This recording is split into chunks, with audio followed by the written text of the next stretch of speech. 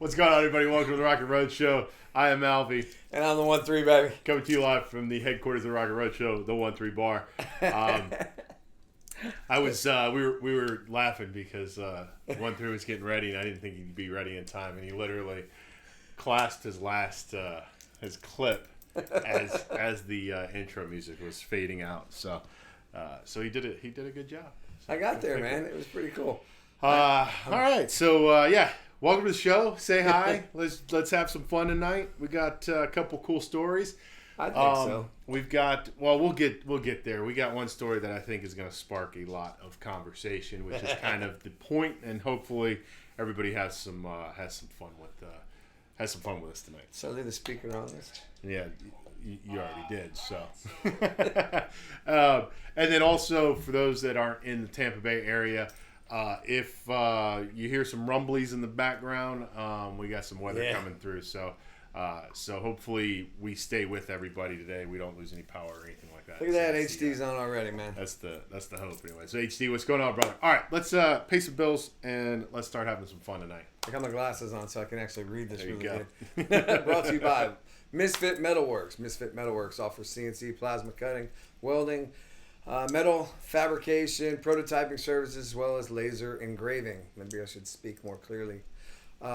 Contact the Misfits for all your metal needs at 813-598-7409 or stop by the shop, 1913 East Bears Avenue, Unit 1100 Bravo, Tampa, Florida, 33613. Let them know that the Rockling Road Show sent you. Sybil, what's going on? Welcome to the show. Garth, what's going on, brother? Thanks. Also brought to you by Eric Warren Artistry Dropkick Customs. Eric Warren Artistry is a custom paint and fabrication studio that specializes in turning all of your custom dreams into reality. EWA offers a one-stop shop for all your paint, metal, and fiberglass needs, welding, full powder coating, motorcycle stereo equipment, air ride systems, custom wheels, and parts development with their Epic line. You can contact Eric Warren Artistries at 813-503-4764 or stop by the shop at 13215 North Nebraska Avenue, Suite A, Tampa, Florida 33612, and of course let them know that we sent you. And last but certainly not least, we are brought to you by the Fran Hosh Law Group. The Fran Hosh Law Group provides legal representation for victims of negligence. They handle a broad range of personal injury and wrongful death matters, including car and truck accidents, motorcycle collisions, slip and fall injuries, and much more. So for all your legal needs, please contact Fran Hosh at 866-LAW-FRAN or visit lawfran.com. Or you can stop by the offices at 1275 Nebraska Avenue in Palm Harbor, Florida, 34683. There you go. We can let them know. Yeah, that we sent you, right? Yeah. Eric Warren, what's going on, brother? Thanks for joining. And Alexander Matos, what is up, bro? Alex, what's happening, man? Okay, so when we started this show, me and this guy made kind of a commitment to one another that we would not get overly political in our show. That we would try to leave politics out of the show because it's too divisive and it creates a lot of animosity and all kinds of stuff.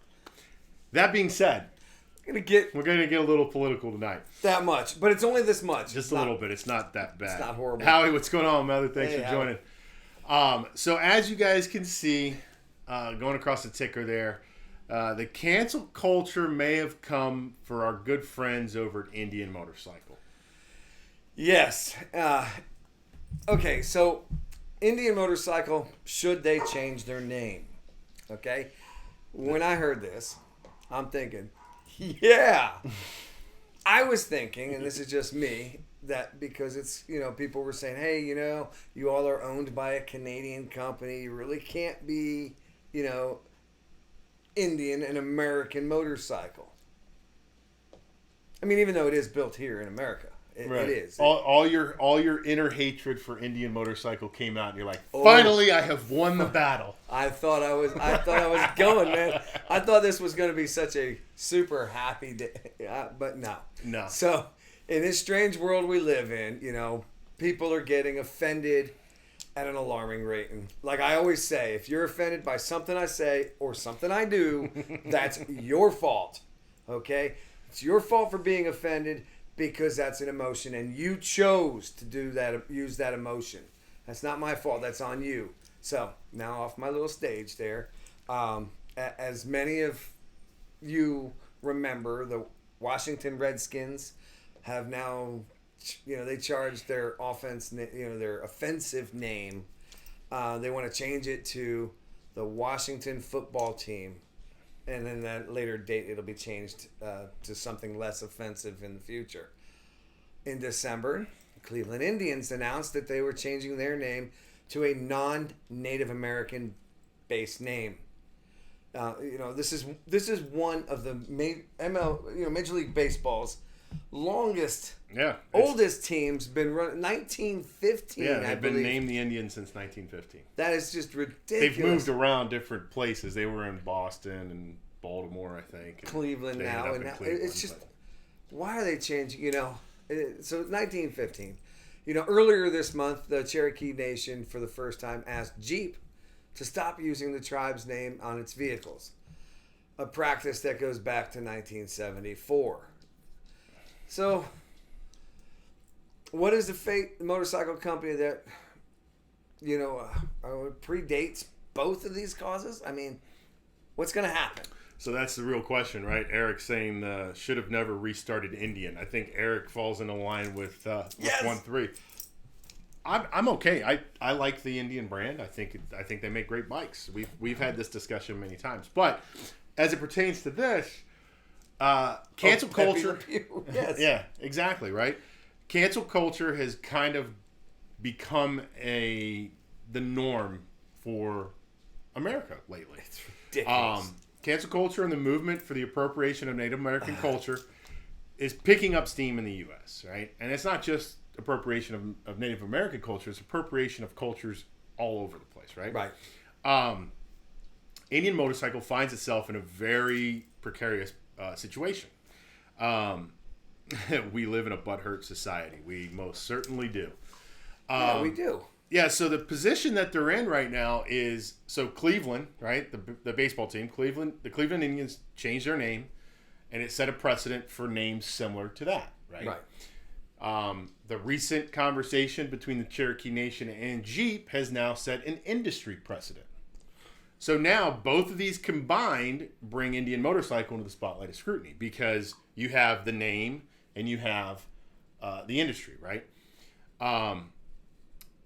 Let's see, what do we got? Greetings from Branson. Matt, yep. What's going on, Matt? Brother? Garth, absolute ridiculousness. I agree. Hi, Kim from Matt. And a bunch of BS from Civil. Yes, we're gonna go. You guys keep talking because we're gonna go with this. And we'll come back to you guys. Yeah, we're gonna come back to it. But so Indian Motorcycle, as we all know, touts itself as America's first motorcycle company. Yeah. A nod that its founding predates Harley Davidson. While the business didn't officially adopt the Indian name until 1923, it did produce a line of bicycles and motorcycles using the term from almost the beginning in 1897. Today, the company has been re-energized under Polaris, which acquired it in 2011. It has moved to a lighter focus on Native American imagery and nomenclature. Dale Garza, 38% Native American, says he's not offended at all. There you go. You go, boy. So Indian is trying, the brand is trying to move to less focus on the Native American names and things like that. But the name itself remains, and they do have models like the Chief and the Chieftain. Right. As well as the also recognizable headdress logo. Yes. Okay. Which, as many of you know, is a profile of a Native American with a feathered war bonnet. Yep. And it's prominently featured on gas tanks, on the light, the lighting elements, the hood ornament, so to speak, on the fenders. That's what I was kind of all over the place there, right? It's everywhere, the lighted. Yep. So that's kind of where they sit right now. They're kind of in a weird spot. So this article that we read has a quote from a gentleman who is the founder and international president of Red Rum MC, which is the self-described largest indigenous motorcycle club in the country. And he says that they are using indigenous peoples as mascots for their motorcycles. His name is Cliff Mateus, and Mateus wasn't ready to offer a definitive option or an opinion on whether or not Indian Motorcycle should change its name. Now, look at the name of his motorcycle club. Red Rum. Right, and I mean it's I think it's less a play on the red skin, so to speak, as it is it's a play on put it in the mirror. Right, it's murder. It's murder. Right. That's what I'm saying. And that, I mean, okay, he pulled that from a movie. Sure. You know, I mean, come on, The Shining was around, so should they be offended? The Shining should be offended, right? He did say, though, he says, I mean, look, this is a quote, I mean, look, is Indian Motorcycle using Native Americans and a Native American image for financial gain? Absolutely. Are they giving back to the Native country for that use? Not that I know of. And he says that becomes an issue in general right there. How the hell is that an issue? Well, I mean, if they're not giving back that he knows. I mean, how is? I don't know. I see what he is saying, because he's saying they're making money off of something that they are not, so that they're it's kind of. We'll come back to that. All right. There you go. However, there are some other people out there who have a much more vehement opinion on this situation. Okay. So, a woman by the name of Crystal Echohawk, I'm assuming that she is Native American with a name like that, the founder and executive director of Illumini Native, a group that is advocated against Native mascots, sees that issue in a sharp relief. She says, quote, the use of Native names and imagery on non-Native brands, teams, and organizations must stop. They continue to profit from Native mascots. And this woman, Echo, is a member of the Pawnee Nation in Oklahoma. Data and research have shown that these actions are detrimental and cruel to Native peoples, especially Native youth. We urge Indian Motorcycle to stop using Native branding immediately. Native activists have made it clear that this does not celebrate or honor our people or culture. It is blatant racism and stereotyping at its worst. Really? Racism? Nah, you gotta be. Nah, I'm calling BS because it's not racism. I don't see it as racism. I see them using it, and if anything else, they should be proud. They should be like, "Hey, man, isn't to copy someone the most flattering form of sure form of flattery, or isn't so no, I don't get it." Before we continue, I'm just going to kind of read some of these. So as you said, Dale, 36% Native American, he's not offended at all. Kim, we have an overpopulation of Karens. Sign me up when it's legal to hunt them. Well, there you have it, folks. Garth, Sticks and Stones, how does a name hurt you? Such crap. Howie, everyone want to get paid. Sure, man. Dale, why not hire Native Americans at Indian? I will apply. I agree. Perfect. I'd imagine that they got to have somebody, right? But when asked if the company had ever considered a name change, a spokesperson from Indian gave this statement.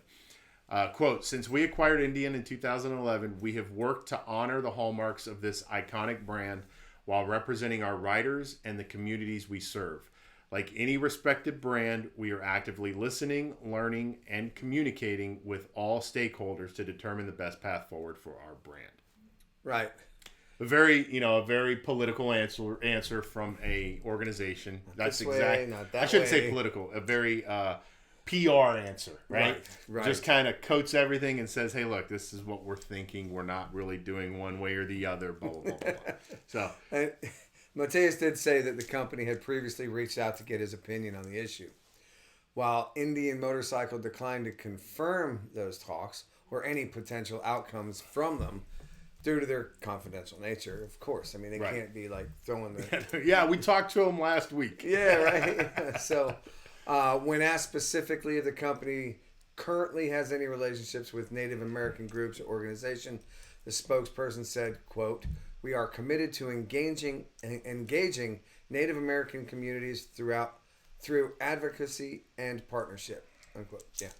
While Mateus, who is Quechua and Taino,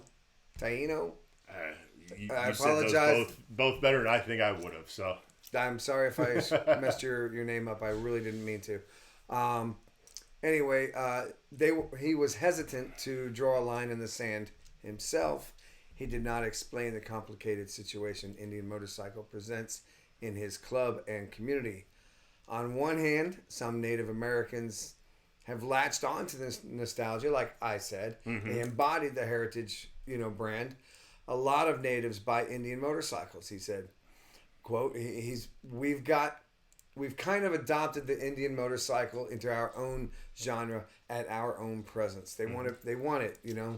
There are members of the clubs who find it offensive for sure, and we have tribal chiefs in our club. We have famous indigenous actors in our club. So there are pretty influential people in our club who, for some of them, it's an issue. Mateus said he described the situation as a double-edged sword. Sure, and I mean, I understand what and I think that's probably the best way of putting it right there. You have some members of a group that are like, hey, look, this is great. This is our heritage. This is something that we like. We're Native Americans. We're going to buy Indian motorcycles because it represents us. Right. And then you got others that might be offended by it, that don't like it. And so you end up with this weird, you end up in this weird place where it's like, is it okay? Is it not okay? Right. Because because some people are offended by it, some are not. Dale's saying the cancel culture wouldn't have made it in our time growing up in the 60s and 70s. Oh, hell no. No, and the truth is it really, to be honest with you, it wouldn't have existed because there were other issues that mattered. There were, we're talking about the 60s and 70s. We're talking about the civil rights movement. We're talking about actual movements to better, to push people, people who are downtrodden for so many years, push them forward and give them the rights that every person should have, right? Absolutely. We've gotten past that point. We have gotten past that point of, and I mean, don't get me wrong, Alvie's not sitting here saying that racism has been solved. No. I'm not going there. But what I'm getting at is that, and I say this all the time, in today's society, we have less to worry about, right? We're not worried about, for the most part, I shouldn't say none of us are, but most of us aren't worried about a roof over our head, where our next meal's coming from, whether or not we can drink from a water fountain or not, whether or not we can use a certain bathroom. What I mean? Like, we have run out of those issues. Those issues don't exist anymore. Correct. So now we've got to find other issues to be pissed off about because we have this, people have this need to help people, right? The reality of it is, and this is just me talking from my experience, it's not Native people who are upset with this. It's not people of color who are upset with it. It is white America that is pissed off about this. Yes. And that in itself is a problem.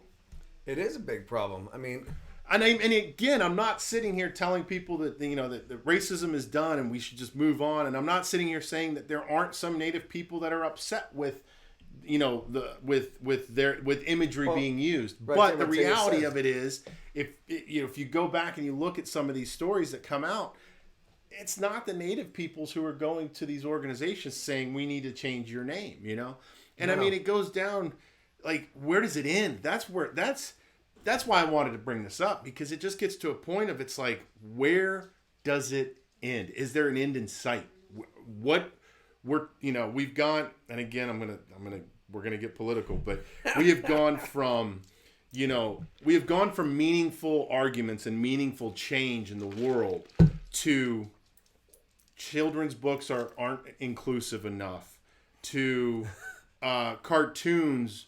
We have to remove the guns out of cartoons because it's teaching young children to use guns.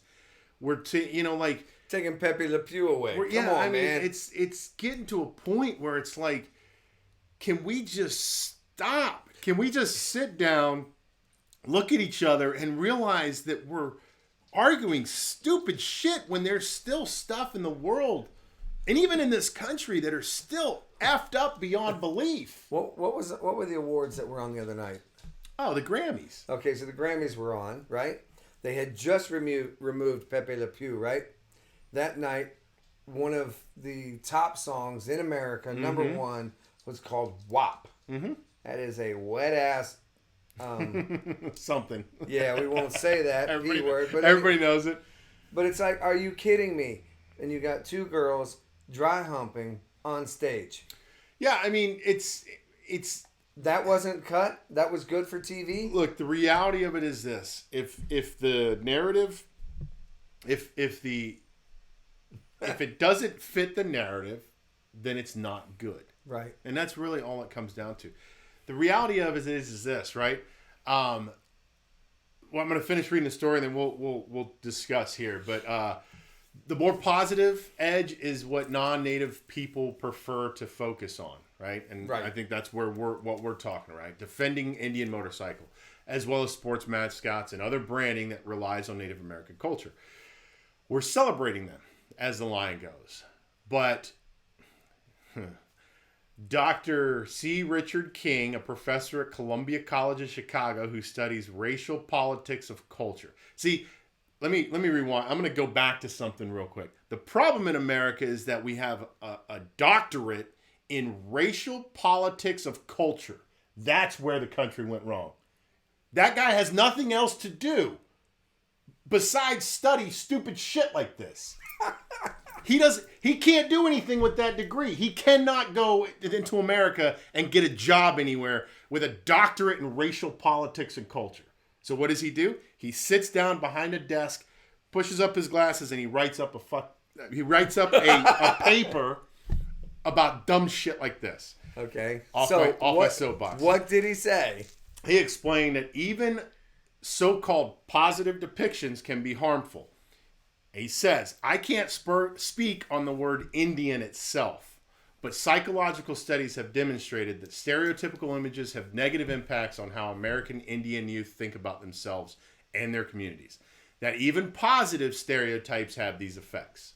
He added that these stereotypes, like the Indian motorcycle headdress logo, also make dominant groups feel better about themselves and their stereotypes about ethnic groups. So that's the story. Thank you to InsideHook.com for the article and the story. Okay. Yeah. So yeah, what he's saying that it doesn't matter if you use a see, and this is a problem with and you know what, I'm gonna say it too. Our governor here in the state of Florida came out against shit like this. This is This is critical race theory at its finest right here. Okay. The problem with this kind of stuff is that there's no way to be right within critical race theory, because if you don't see it the way that they see it, you're wrong. And if you agree with them, you're wrong because you're white and you can't have that opinion. Exactly. So this is the world that we live in now. So there is no, hold on. Before you go on, there is no final answer to this. Indian has not said that they're going to change their name. I don't know how much pushback that they're getting. It sounds like they're getting a little bit, but it's not something that has made mainstream media, so to speak. Okay. Go ahead. Well, no, I was just going to say, you said you're wrong because you're white. Yeah. Well, does it have to be a white person that's wrong? I mean, on that, I mean... Well, because you have black people that are not Indians that you know what I mean. Well, the thing is, other nationalities, and again, this is going probably more to the political spectrum of things. That's why I don't want to go. But the thing about it, I'll answer the reason I said it the way I did is because in critical race theory, you cannot be racist unless you're white. Because racism comes from a position of power, and apparently, if you're white, you have all the power. That's critical race theory in a nutshell. So, anyways, this is the world we live in today. What did I do with all that power? I know. I get it. Somewhere. I apologize. Let's see, Cindy. They've raised a bunch of. Pendejos. You can say that. Dale, I lived in Indiana in the 60s and 70s in an all-white town. I know what racism is and dealt with it. Most of these people never witnessed racism. 100% agree, Dale. 100% agree. And they took Mr. Potato Head's manhood away to boot. Actually, they gave it back. It is still Mr. Potato Head. They did.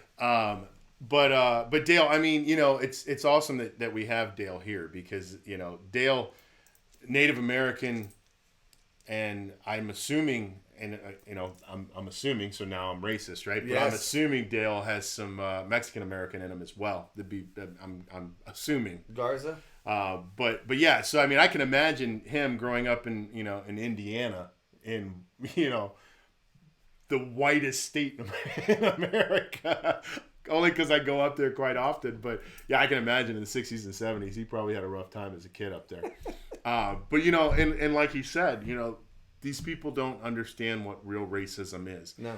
Again, racism isn't gone. No. And unfortunately, Mexican. There you go. So, unfortunately, we're not going to ever... I like to hope that we can get rid of it. But I'd love to hope. But I don't think that it will. This certainly doesn't help. No. Because here's the funny thing about this, and the funny thing to me about this is that while all these people are trying to do all this good stuff for all these cultures being appropriated and all this other shit, the reality of it is it's not helping anybody. It's creating division because it's putting two people, two thoughts right. against each other.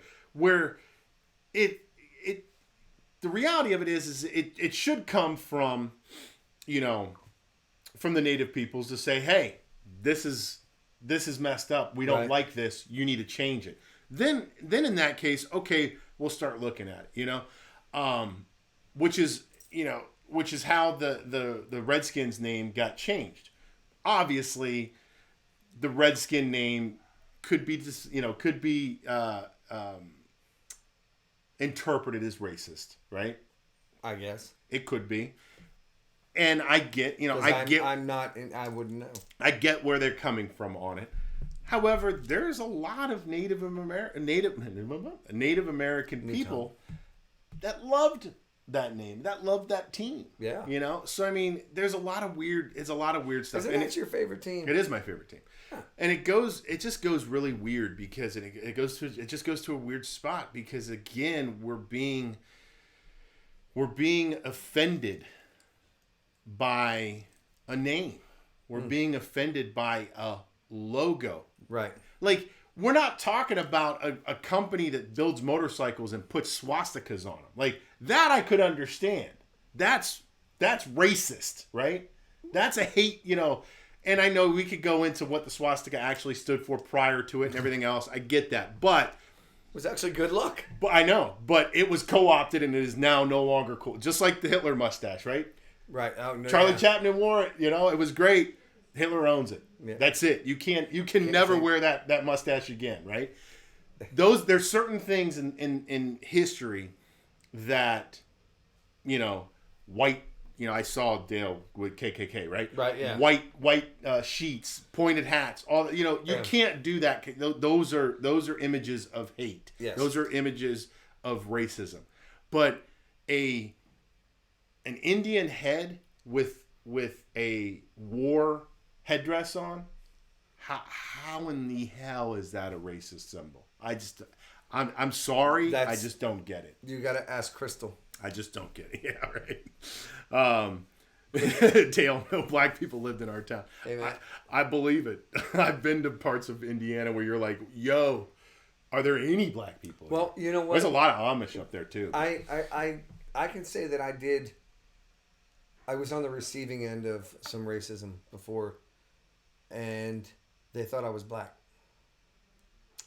I was in Red Boiling Springs, Tennessee. So small. Who the hell thought you were black? Dude, I was a surfer. I had dark skin. I mean, I was dark. And up there in Red Boiling Springs, Tennessee, a little bit backwards, we were up there and we found that there was a lot of talk. When they drive, they know everybody, so you see the little finger wave, right? Yeah, like this. yeah. We drove by, no finger wave. Lots of looks like this. There was three of us. My buddy, Fred, my brother, myself. I'm not sure if Darren went with me or if it was Paul. I don't remember. But we were in Red Boiling Springs, and we went there to pick up a pickup truck and bring it back home. And until they found out that we were really, white guys that were surfers. That's funny. They asked us, "Are those real surfer boards on that roof there?" I mean, this was a backwards country. This was back 81. Jesus. Yeah. It was, and I was like, crazy, man. I was scared. I like what Dale said there. I've seen crosses burning, but never seen a wooden motorcycle burning. No, he saw the huge motorcycle burn because that was at Daytona. That's why he's making Oh, gotcha. Yeah, so he's seen crosses. Yeah, and I mean, the town that I grew up in, the KKK was still active when I was a kid in the 80s. There was a road that you could drive down, and if you went down there at certain times of night, certain days of the week or whatever, you'd see meetings. Yeah. Like it was crazy. I think Mims, Florida is big. Yeah, I believe big on it. I believe that. Mims used to be a little town that you could just drive through it. You blink and drive through it. Oh yeah. But even back, I lived in Titusville in the 70s. Yeah. It was huge there. So. Hey, Matt Johnson, what's going on, brother? Okay, so let's get off of that. Yeah, so there you have it, guys. Like I said, I don't know where that ends. I don't know if anything changes there. I was looking for something to talk about tonight. That popped up on a feed, and I was like, I can't let that go. We gotta talk about that. So we apologize. No, I'm not apologize for what? For being political tonight, because we did say. Oh, okay, yeah. I'll apologize for that. But on the other side of it, I'm not going to apologize. It's a good story. It's a good story because I think a lot of us really have to. A lot of us. I think all of us should take a step back sometimes and realize what is going on, because if we're not careful, I hate to throw it out there, but you've got what's that damn book? 1984. Is it 1984? I think it was. Orson Welles. Was it 1984? I believe it was. But you look. I mean, that book. If you look at that book and you start reading it today, you see a lot of parallels. Was it Fahrenheit something? No, that was almost the same, right? Fahrenheit 457 or something. Oh, like yeah, that. I don't know. I don't remember. But yeah, I mean, you look at it, right? People are, in that novel, right? People were controlling speech, were controlling words. You couldn't say certain words. You couldn't say certain things. You couldn't do certain things. They changed You can't say okay. Yeah, they changed the entire language. These are things like, if we're not careful, man, that stuff, Orson Welles may have been smarter than a lot of people thought. So Dale's saying that his best friend's dad was the Grand Dragon. Damn. That's crazy, man. That's wicked. Garth, the country we grew up in is vastly different from the one our children and grandchildren are growing up in. It is a shift in perspective and belief away from the foundation of faith, family, and ethics, morals, and the principles this country was founded on.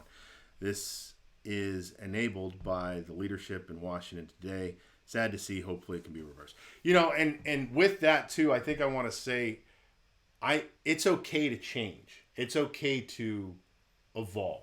Sure it is. Right? It's okay to look at things from our past and go, that was messed up. We're not going to do that again. But it's getting to a point where it's really, we're trying to change stuff that doesn't matter. How are future generations going to know what we did wrong in our past if they don't have an example? Right. Well, and we keep... And that's why we keep things around. Keep bad terminology, but we keep whitewashing history. Yeah, well, they're trying to erase it. Let's tear the statues down. Let's get rid of...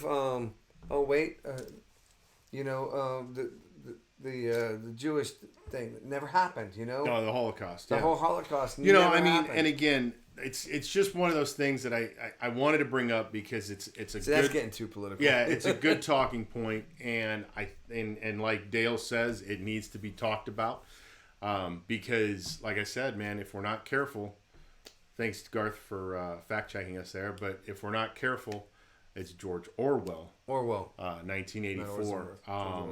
But yeah, we got to be extremely careful because we may end up in a situation where it has gone too far. Yeah, man. And I mean, again, how do you fix it? Because as Garth said, it comes from the leadership in Washington, and everybody says we vote them out, but sometimes it doesn't appear that works either when you have people that have been there for 50 years, lifetimes. So anyways, less about politics, more about motorcycles. So yeah, there you have it. Indian motorcycle. Is their name going to change? We'll see. It is possible, though. It is very possible. Yeah. So you know that.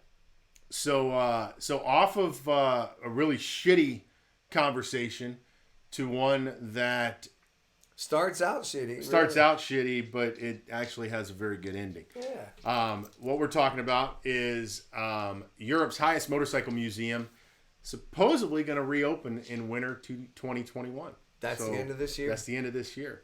That's pushing it, man. Yeah, I know, right? So as many of you guys know, the motorcycle world was left heartbroken when Austria's Top of the Mountain Motorcycle Museum was destroyed by a fire on January 18th, 2021. Known as Europe's highest motorcycle museum, standing at 7,200 feet above sea level, the top mountain housed over 280 motorcycles and cars. None of them escaped the early morning blaze. Reports reflect that a faulty museum display led to the massive inferno. Oh, why? Do you think they would say that a human error did it? Probably not. Hey, Kathy, what's going on? Thanks for joining. By the time the firefighters arrived to the scene, they couldn't save the more than 32,000 square foot structure. However, they were able to contain that fire just to the museum, keeping it from spreading to the restaurant and ski resort on the same mountain. Now, while the blaze is still fresh in all of our memories, Top of the Mountain founders Attila and Alban Schreiber are already planning a comeback. I'm not going to try that word for the museum. Yeah, I'm not even trying.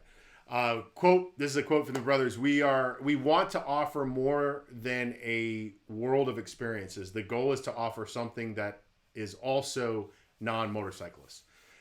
There will be 250 motorcycles already promised by collectors from all over the world. Wow. Which is, I think, the best part of this story is that they had 280.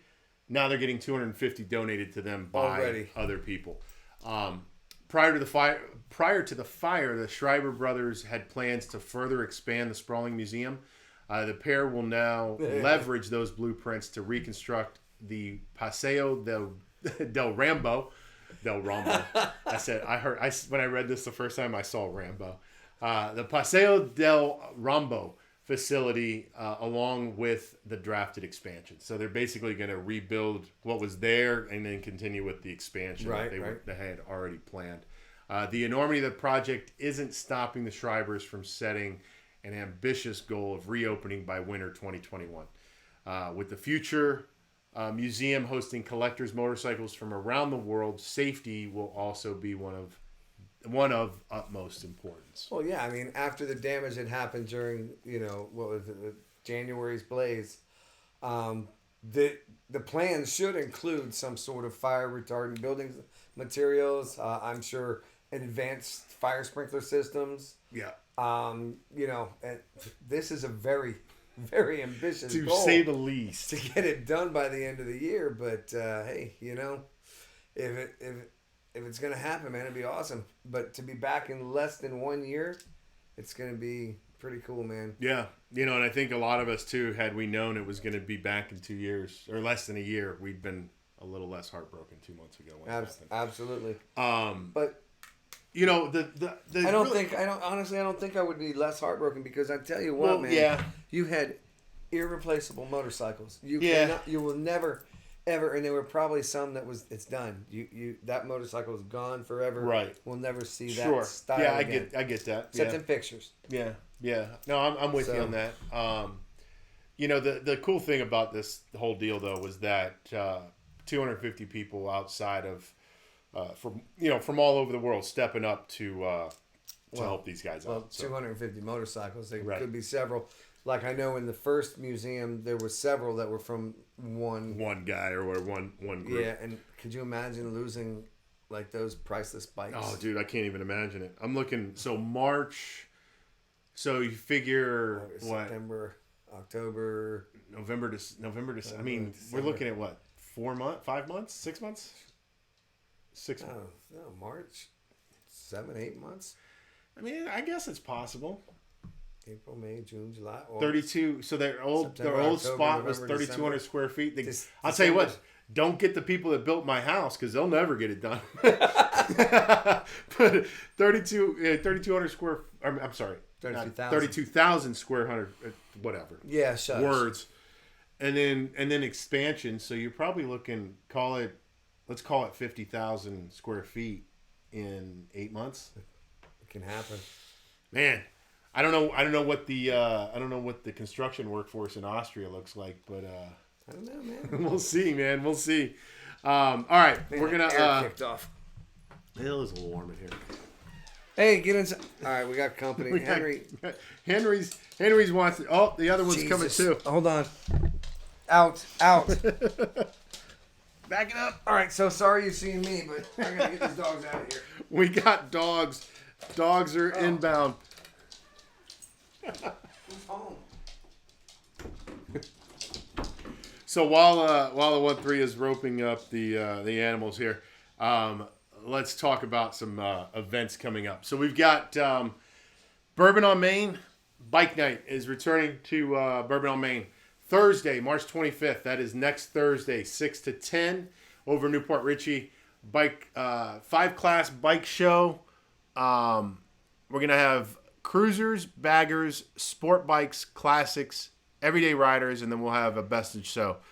Trophies for the winners in each class, as well as best in show, are provided by our good friend Kurt Kellerman at Crown Trophy. Go to crowntrophy.com or 813-975-9000 for all your trophy needs.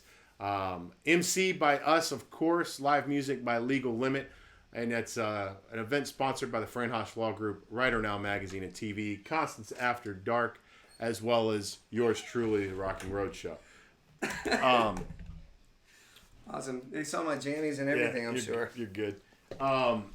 So with that, of course, that's next week, guys.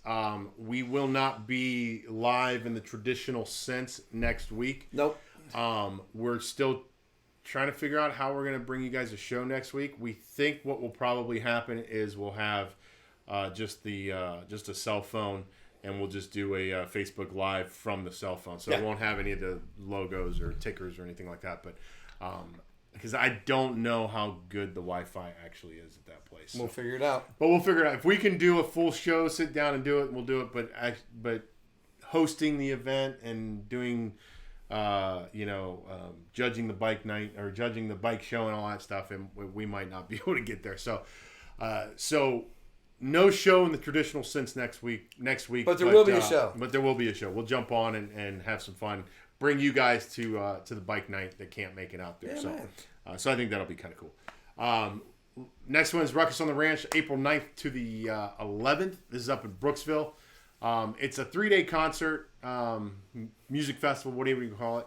You can get a weekend pass for $60. Day passes range between $50 and $35 depending on the day. VIP passes from $125 a person to $225 a couple. With those passes, you get 4 meals, 10 drinks, all under VIP tent. You get swag bag, and you get a meet and greet with all the musicians. Dan says we're early. Well, Dan, we have this thing called daylight savings time. I guess that's why you should have posted. That's why I didn't even think about it. Yeah, because you don't have that thing called daylight. Yeah, you don't have that dumbass daylight savings time thing.